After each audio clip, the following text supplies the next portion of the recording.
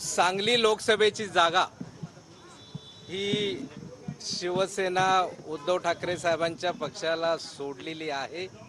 हा निर्णय आम्हाला 1.5 तासापूर्वी कळाला आणि तमाम आम्हा काँग्रेसच्या कार्यकर्त्यांना त्याचबरोबर सामान्य जनतेला जिल्ह्यातील मतदारांना हा निर्णय म्हणजे अतिशय अनपेक्षित आणि धक्कादायक आहे।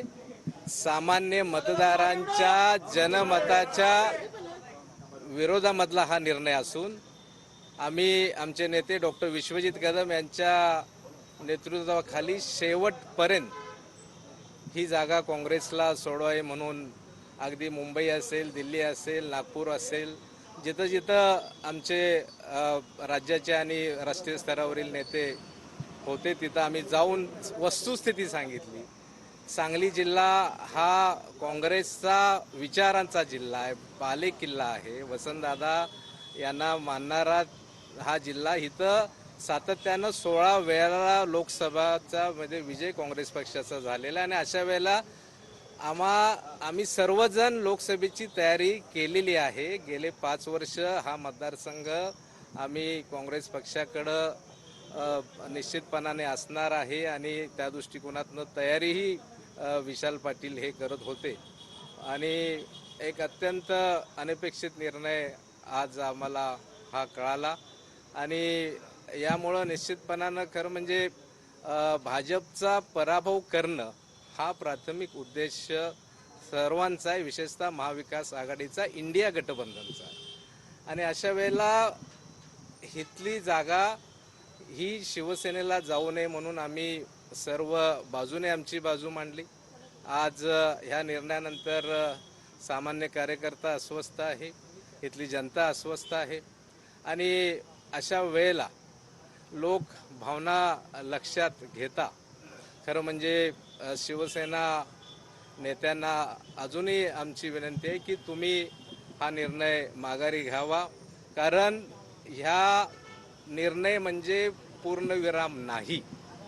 हा निर्णय म्हणजे आम्ही स्वल्पविराम समजतो, कारण महाविकास आता जे लोकसभेच्या ज्या पक्षाच्या जागा डिक्लेअर झाल्या त्यामध्ये काही उमेदवार बदललेले आहेत, तशा प्रकारचाही निर्णय होऊ शकतो असं आम्ही आशादायी आहोत।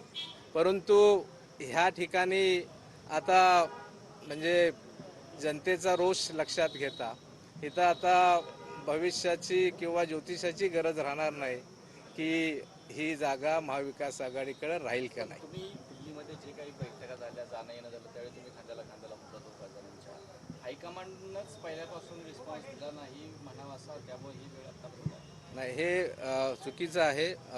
हायकमांड निश्चितपणे सकारात्मक होतं, राज्यातले नेते आमचे सकारात्मक होते, नाहीतर आम्ही ज्या वेळेला इथं म्हणजे सांगलीत येऊन ज्या वेळेला इथं शिवसेनेनं त्यांचा उमेदवार जाहीर केला त्यावेळीपासूनच आम्ही तयारी लागलो असतो।